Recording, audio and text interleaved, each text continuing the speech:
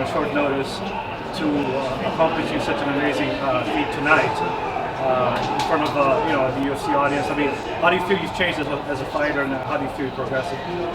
Well, I'm always, when I'm training, I always try to develop all my skills, and that's what I've done. These couple of years since I stepped into the UFC, I've been training hard, and some people talk more than I train. I rather work hard, and then my fights talk for themselves, And I've gone in, I finished my fights, and I always try to aim for the finish. So that's my style of fighting. Is this the first time you received flowers before a fight? Actually, it was, yeah. It was nice of it, Okay. Is this how you envisioned winning the fight? Did you have a particular goal or game plan? My game plan was to finish by striking, or wherever I come in, which position, I know I can finish an opponent if it's on the ground or wherever. So, but on this level of fighting, you can never underestimate anybody either. It's just one punch. You're out. Were you satisfied with the stoppage? Did you think you should have gone longer? I think he was out.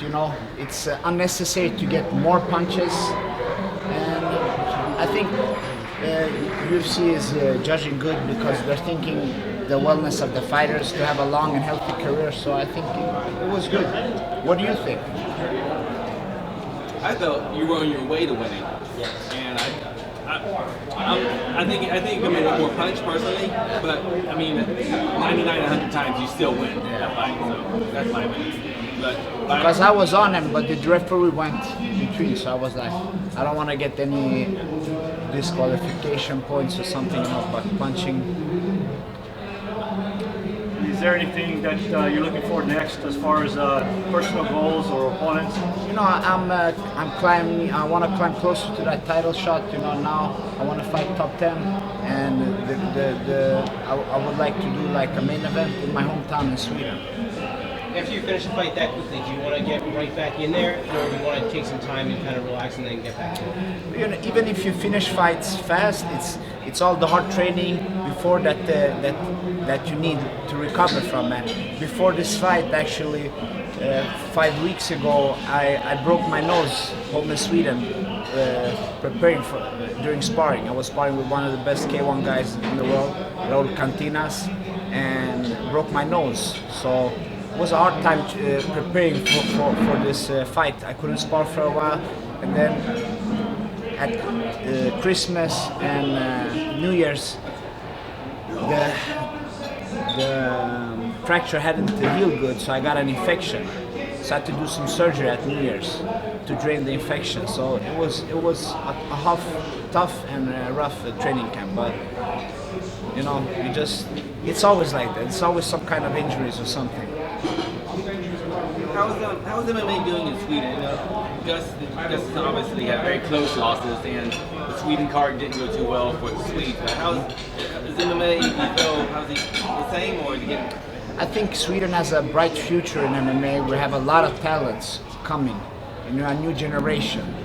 So I think sometimes the focus is too much on what I'm doing and what Alex is doing, or what like the big names are doing. But in a few years, they're gonna come new stars, too. So Sweden is a small country; it's only 9 million, and still we're like competing with America, with Brazil, and all the big nations around the world. So to be such a small nation, and with the resources we have for fighting and sponsors, I think Sweden has a very high level of training.